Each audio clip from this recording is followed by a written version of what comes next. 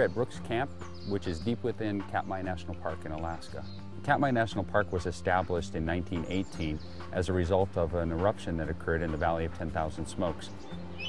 The mission of Katmai National Park is to protect and preserve that area for future generations, yet still allow for people to come in and enjoy it today.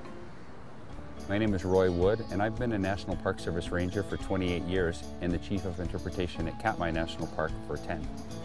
July is a pretty special time to visit Brooks Camp because it's when we get the primary rush of salmon into Brooks River. And when you have that many salmon in there, it's an irresistible draw to the bears. And that's what draws in the 70 to 80 bears that we may see. I'm on a bear trail. Not a human trail, a bear trail that's been created for thousands of years. And at any given moment, you might find a brown bear. You see like here, every bear has put their foot in exactly the same spot for thousands of years and just worn into the ground. What is the habitat in which the bears are living here? What type of trees and vegetation? In particular here, this forest is composed mostly of white spruce. We call them salmon trees sometimes because the salmon spend most of their lives out in the ocean. And when they're in the ocean, they're collecting nutrients from the North Pacific, and they enter the streams. When they die, those nutrients are released into the surrounding forest, and that's what enables this forest to actually exist. It's amazing, the synergy between the salmon, the bear, the whole ecosystem, and this whole kind of divine. You got something? Do we have a bear off the trail? When you're walking through the forest here, you've got to be looking, ahead and around, always scanning, looking for that brown fluff. We have an incredible safety record here, and 50 to 60 years of people coming, we've only had 2 relatively minor injuries. The bears in other locations don't have access to the salmon that our bears have, and they tend to attack defensively. They think you're trying to take their food from them, so they attack. Generally speaking, whenever you are hiking or camping in bear country, don't walk around with smelly items.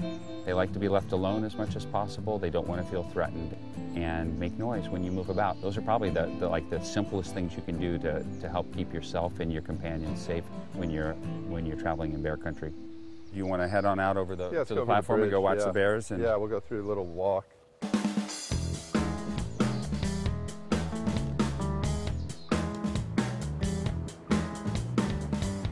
In the summertime, they can hunt 24 hours a day here, which is good because in the wintertime, they sleep from November until sometime in April, most of them.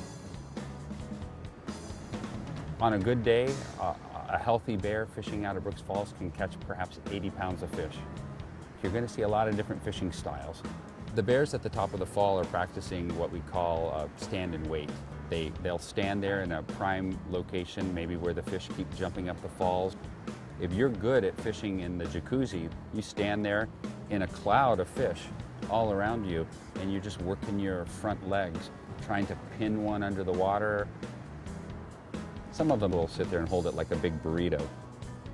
Snorkeling. The bear either walks through the water or swims through the water and sticks their face in.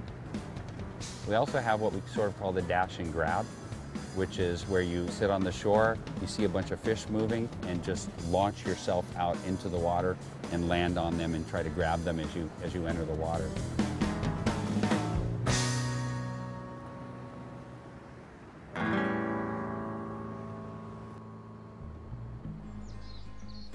Alaska is one of the world's largest natural cathedrals, and that makes a brown bear like one of the world's biggest high priests. No, Definitely. They have so much wisdom, and there's so much we can learn. Well, I think the greatest legacy that any of us working in the Park Service can give back to the parks and to the people of the world is making sure that the bears have access to the food, the salmon have clean streams to spawn in, and that every visitor that comes here has a great experience with these bears in this beautiful setting.